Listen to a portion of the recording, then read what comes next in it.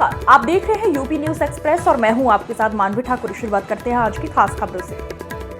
World economic forum के सहयोग से द्वितीय इंटरनेशनल बायर सेलर मीट एवं प्रदर्शनी के दूसरे दिन के आयोजन का शुभारंभ मुख्य अतिथि माननीय उद्यान मंत्री दिनेश प्रताप सिंह तथा माननीय कृषि मंत्री सूर्य प्रताप शाही द्वारा माननीय विधायक डॉक्टर धर्मपाल मनोज कुमार सिंह, कृषि उत्पादन आयुक्त अतुल कुमार सिंह, निदेशक उद्यान अंजनी कुमार सिंह, डायरेक्टर मंडी बोर्ड तथा Anjani Kumar Shrivastava, managing director UP state horticulture cooperative marketing federation की गरिमामयी उपस्थिति में दीप प्रज्वलित कर जेपी होटल एवं कन्वेंशन सेंटर में किया गया। सर्वप्रथम सभी अतिथियों द्वारा सम्मेलन स्थल पर लगी 40 से अधिक स्टॉल का निरीक्षण किया और उत्पादकों से उनके प्रोडक्ट तथा एक्सपोर्ट आदि की जानकारी प्राप्त की। फर्टिलाइजर का यूज हम कैसे बढ़ाएं, इस पर हमको काम करना पड़ेगा। इसीलिए उत्तर प्रदेश के भीतर गो आधारित खेती को भी हम लोगों ने उसके भीतर शामिल किया है। क्रॉप में भी उसके इंपैक्ट आएंगे और हार्टिकल्चर क्रॉप के भीतर भी उसके इंपैक्ट आएंगे। खास तौर पर हार्टिकल्चर और फ्रूट्स के लिए तो वो सब रामबाण है एक तरीके से, उनकी आवश्यकता है, उसको देना होगा हमको। और इसलिए किसान भाइयों से कहना चाहता हूं कि यदि आप आलू की भी खेती करते हो तो आपको गोबर गोमूत्र के साथ साथ ग्रीन मैन्योर डालने के लिए हमको कोशिश करनी चाहिए। आज जब मैं अपने अधिकारियों के साथ, कृषि विभाग के अधिकारियों के साथ बैठा था तो मैंने कहा कि भाई जायद के क्रॉप के लिए आप काम शुरू करो।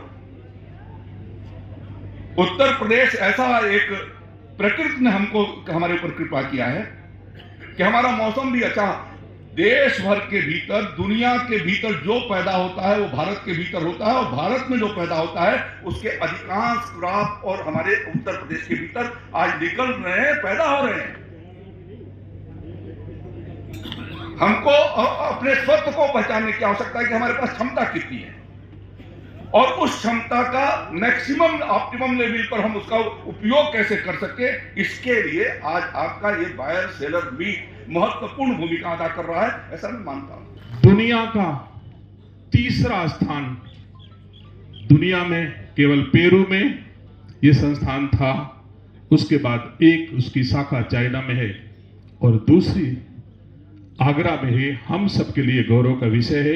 हम सबकी मेहनत और परिश्रम ने यह दिया है। मैं समझता हूं आलू के क्षेत्र में अब बेहतर बीज हमको मिल सकेगा। हम दुखी हैं, जितना हमारे किसानों को आलू की बीज की आवश्यकता होती है हम नहीं दे पा रहे हैं।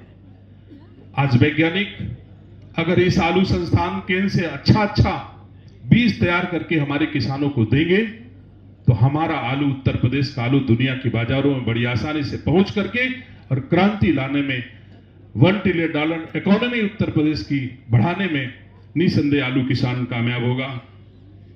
सम्मानित साथियों, इसी के साथ जब आए थे तब और आज यदि आप देखेंगे चार्ट को तो सीधे आपको दिखाई देगा। इस साल हम लोगों ने 2500 रुपए क्विंटल के हिसाब से बाजरा खरीदा है। इस मंडल में 80,000 मीट्रिक टन खरीदा गया है।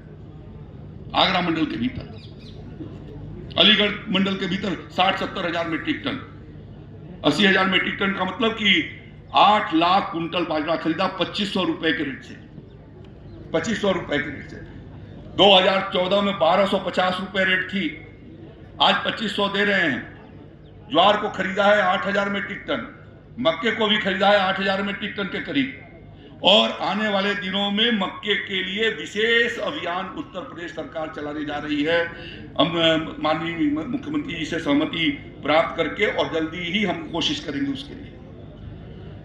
जो दूसरी हमारी योजना है, उस योजना के भीतर इस समय 30,000 सोलर पंप खोले हुए हैं। एक अखबार में एक आर्टिकल आज देखा, वो बिजनौर से छपा हुआ है।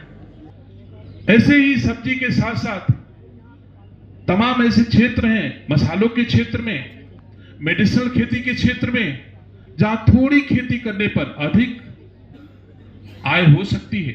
इसकी ओर भी मैं अपने प्रशासन का और उपस्थित प्रतिनिधियों का ध्यान आकर्षण कराना चाहता हूं।